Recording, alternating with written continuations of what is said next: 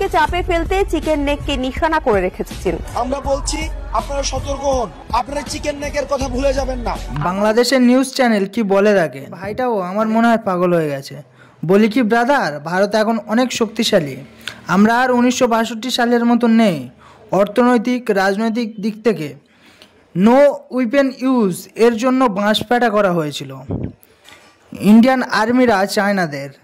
ভুলে যেও না 140 কোটি দেশ আমার ইন্ডিয়া। চায়নাদের আমাদের থেকে সব কিছুতে বেশি। বাট मेजर शैतान सिंह थे जब चीन से लड़ रहे थे, गोली खत्म हो गया था, 60 को चाइनीज को मार दिए थे चाकू।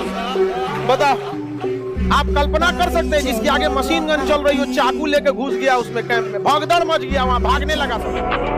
तो हमारे पास क्या है भाई, ये दिवाली के लिए रखा है क्या?